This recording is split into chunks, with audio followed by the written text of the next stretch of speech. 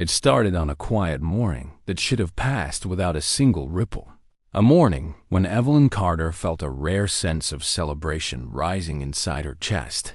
Because after 20 years of building her company from the ground up, after sleepless nights and endless contracts and thousands of employees whose futures depended on her decisions, she was finally walking into the day meant to honor the journey she had survived.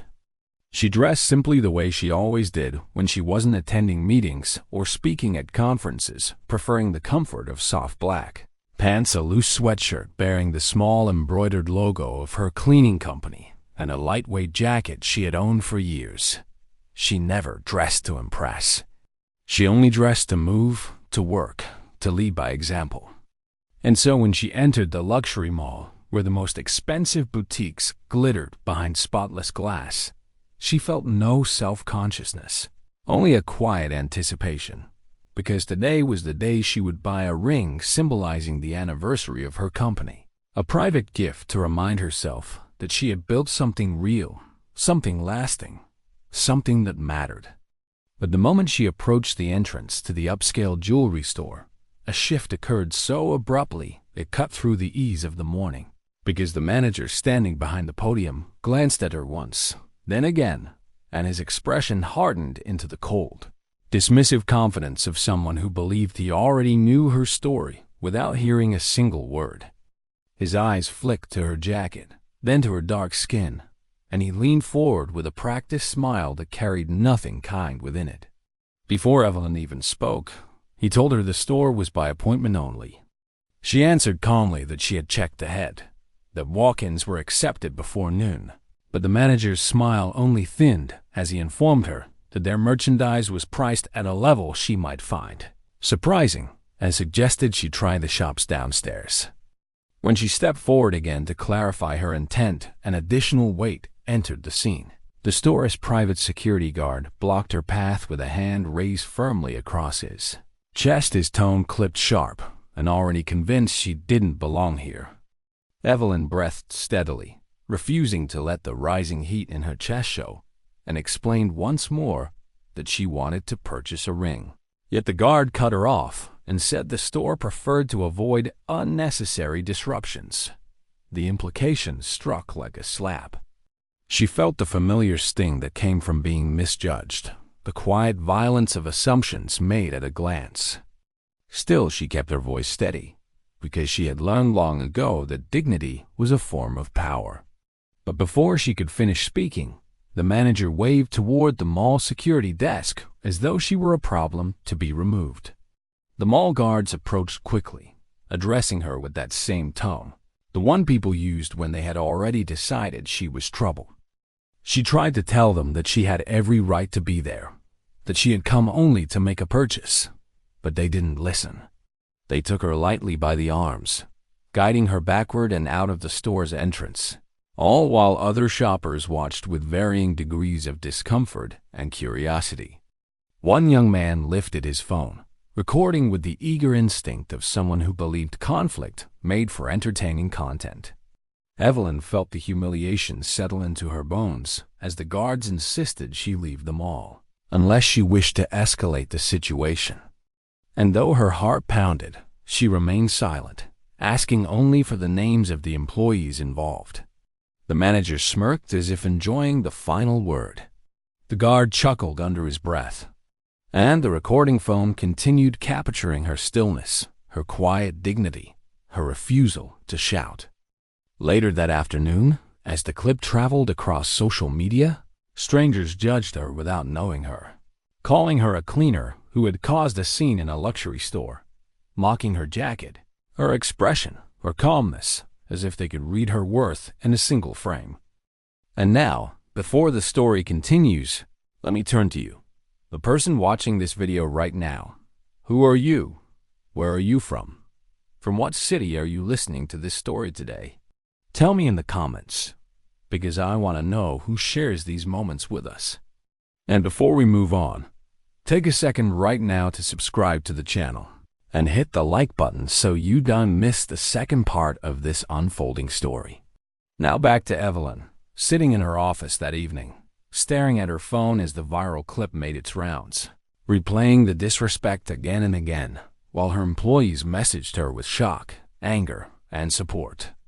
She had spent 20 years building a company that serviced 43 major properties across the region, including the very mall that had thrown her out. And she, Evelyn Carter, the woman mocked online as just a cleaner, was in fact the CEO who signed every service contract that kept those buildings running. As she watched the video, she felt something shift inside her. Not the sharp sting of embarrassment, but the steady, rising certainty that there would be consequences, real consequences. And she would not need to raise her voice or exchange a single insult to deliver them. All she would need was the truth. By the next morning, the video had spread far beyond the small circle where it first appeared, gathering momentum as thousands of people began questioning how a woman could be treated that way for simply trying to shop. And yet, within the comments, there were still those who defended the store, repeating the same tired assumptions, claiming she must have provoked the confrontation, insisting she must have acted suspiciously, as if her very presence in that boutique had been an offense.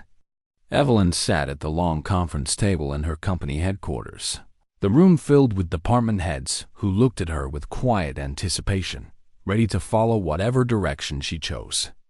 She explained the situation in calm, precise language, showing them the viral clip, the reaction online, and the dismissive statement the jewelry store had released that morning, a statement that implied she had behaved aggressively and that the employees had acted for the safety and comfort of other clients. The lie was bold, and the arrogance behind it was familiar. But Evelyn was not rattled.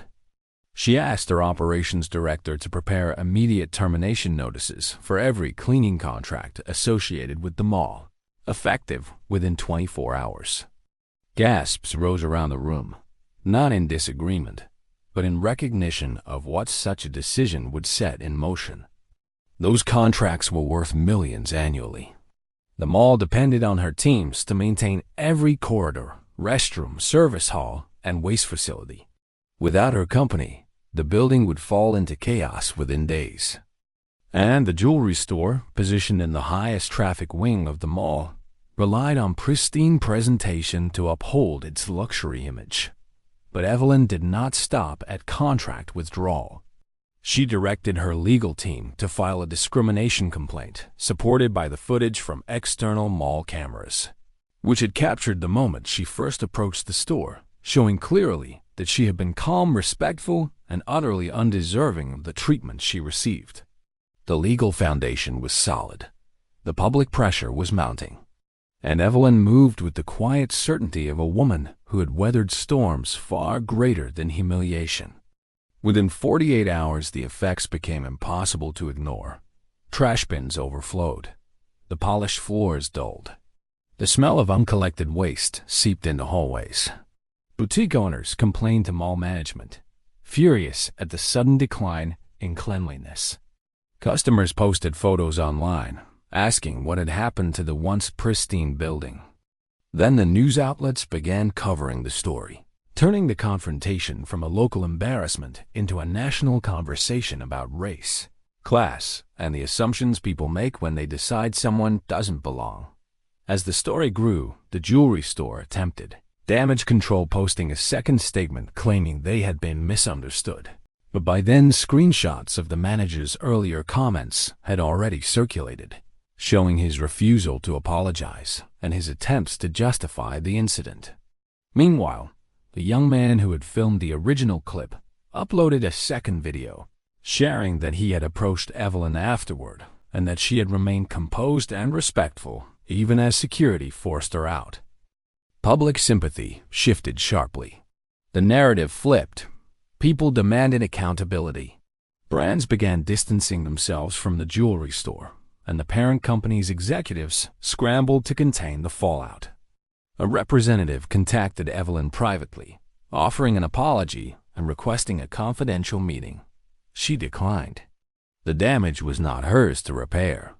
At the end of that week, Evelyn visited a different jeweler, one whose owner had publicly condemned the discrimination she faced. When she walked through their door, no one judged her clothing or her skin.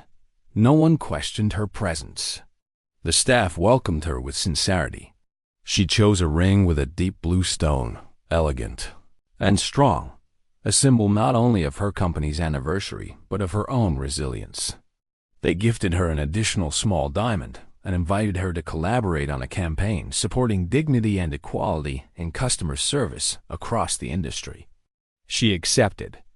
Later that evening, she stood before the entrance of her company's flagship building, holding the ring box in her hand, watching the city lights reflect off its polished surface.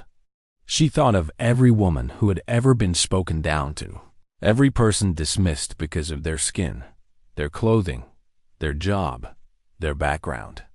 She thought of how quiet strength could reshape an entire narrative. And she spoke softly, almost to herself, yet with the steady conviction of someone who understood her own worth completely, that no one, under any circumstances, should ever allow others to define who they are. And now, as this story comes to its end, I want to speak directly to you once more. If you felt this journey, if it resonated with something inside you, then make sure you resubscribe to the channel so you don't miss the next stories we share, and please take a moment to like this video. It truly helps more people discover these powerful narratives.